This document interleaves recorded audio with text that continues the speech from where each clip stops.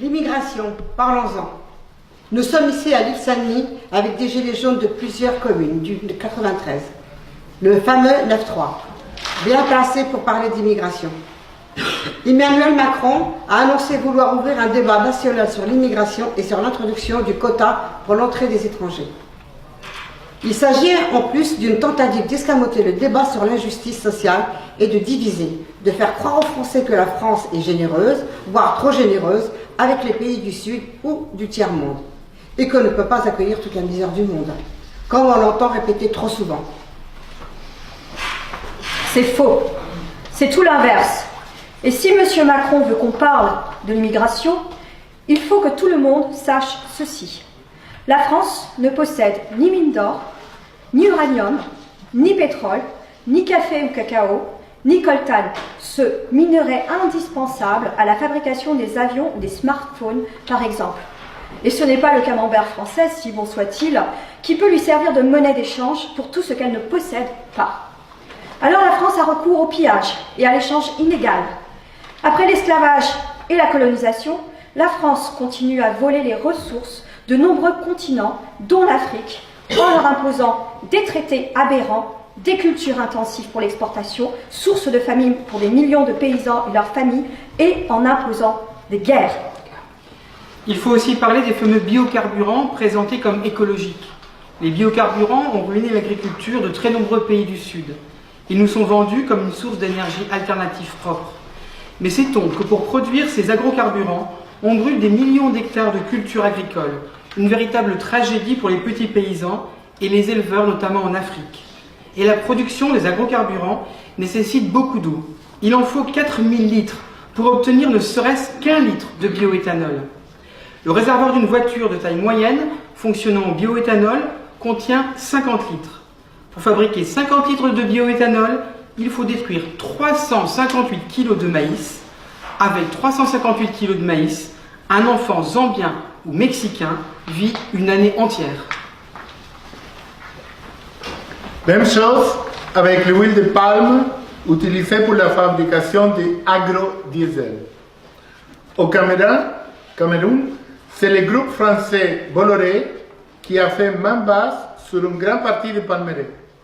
Il a signé un bail de 60 ans en 2000 sur 58 000 hectares de terre pour produire de l'huile de palme et détruit pour cela des forêts primaires qui sont un des principaux puits de carbone de la planète après l'Amazonie. L'écrivain suisse Jean Ziegler a écrit « Sur une planète où toutes les 5 secondes, un enfant de moins de 10 ans meurt de faim, détourner des terres vivrières et brûler de la nourriture en guise de carburant constitue un crime contre l'humanité. » Quand les grands groupes français implantés en Afrique, comme Bolloré ou Villegrain, se vantent des bienfaits qu'ils apportent sur place, en construisant infrastructures, ils ne disent pas comment ils expulsent les familles entières de leurs terres ancestrales, comment ils détruisent leurs potagers et leurs vergers, leur savoir-faire, transmis de génération en génération en matière de connaissance des sols et de sélection des graines. Le groupe Villegrain, qui possède la société sucrière du Cameroun, détient plus de 22 000 hectares de terre dans ce pays, après avoir signé un bail de 99 ans avec le gouvernement de Yaoundé pour les exploiter. En échange, Villegrain a versé aux communautés affectées une indemnité annuelle de 2 millions de francs CFA, soit l'équivalent, tenez-vous bien, de 5 € par famille et par an. Prenons le cas du Niger, une néocolonie française. Censé être le deuxième pays le plus pauvre de la planète, c'est pourtant le deuxième producteur d'uranium au monde. Pour nous fournir de l'électricité par le biais des centrales nucléaires, Areva importe près de 40% de sa production d'uranium du Niger. Mais depuis plus de 50 ans, Areva ne reverse qu'une redevance ridicule de 5,5% sur les milliers de tonnes d'uranium naturel qui sont extraites du Niger. Ainsi, la population nigérienne ne bénéficie d'aucune retombée économique. elle n'a droit qu'aux conséquences de l'exploitation de son propre uranium, c'est-à-dire les contaminations radioactives, notamment de l'eau, les énormes masses de déchets radioactifs stockés à l'air libre, sans compter la désertification qui ruine l'économie pastorale. Areva a déjà épuisé à 70% l'aquifère carbonifère des régions qu'elle exploite dans ce pays, à raison de 22 000 mètres cubes d'eau par jour, et cela depuis plus de 40 ans. Ajoutons que la ruine du Niger ne concerne malheureusement pas que l'uranium. Avec ses 20 millions de têtes de bétail, le pays pourrait en fait connaître une relative prospérité. Mais voilà, le Fonds monétaire international, le FMI, a imposé la fermeture des services vétérinaires locaux afin d'ouvrir le marché aux multinationales étrangères.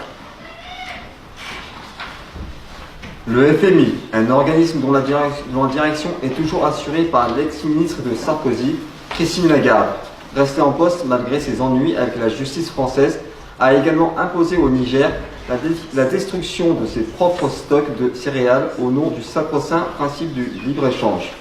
Conséquence, plus de stocks pour faire face aux aléas, et la famine attaque désormais ce pays africain tous les 2 ans. Qu'on ne s'étonne pas ensuite si les Touaregs se révoltent contre cette situation ou si des Nigériens essaient d'émigrer. Prenons un autre exemple, celui du Sénégal. Au Sénégal, les sociétés françaises comme la Fruitière de Marseille, dont les principaux actionnaires sont les grandes chaînes de supermarchés françaises, se font attribuer des dizaines de milliers d'hectares de terre pour des durées illimitées, avec une exemption d'impôt de 99 ans. Elles produisent des fruits et des légumes dont 98% sont exportés vers l'Europe. Traditionnellement, la terre rurale n'appartient à personne dans la plupart des pays africains. Il n'y a pas de cadastre rural. Les communautés paysannes possèdent un droit d'usufruit illimité des terres qu'elles occupent.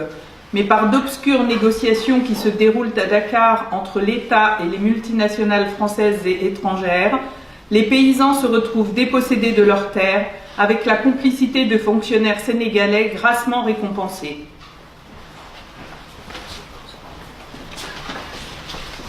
Une des techniques utilisées par les oligopoles, le mot olive venant du grec et voulant dire tout petit nombre, pour ruiner un grand nombre de pays à leur profit, c'est aussi le dumping, c'est-à-dire une baisse artificielle et temporaire des prix qui permet d'éliminer les concurrents locaux et ensuite de fixer les prix alimentaires à la hausse.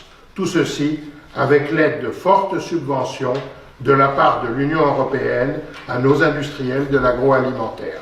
Au Cameroun, par exemple, ils ont ruiné la production de poulets autochtones avec des importations massives de poulets étrangers bon marché. Et dès que les éleveurs de poules et producteurs d'œufs ont été ruinés, ils ont augmenté leurs prix. Non seulement les puissants accaparent la terre des millions de paysans et les condamnent ainsi à la famine ou à l'exode, mais en plus ils provoquent des famines en spéculant sur les matières premières de ce pays, comme le riz, le maïs ou l'huile. Ces groupes fixent le prix des aliments par le biais de leurs traders dans les bourses des matières premières agricoles. Ils décident ainsi chaque jour qui va mourir et qui va vivre, en invoquant les lois naturelles du marché, comme si c'était des lois de la nature. La planète croule sous les richesses. La production alimentaire n'est pas déficiente, mais des millions d'êtres humains sont acculés à la mort ou à l'émigration par la loi du profit maximum pour quelques-uns.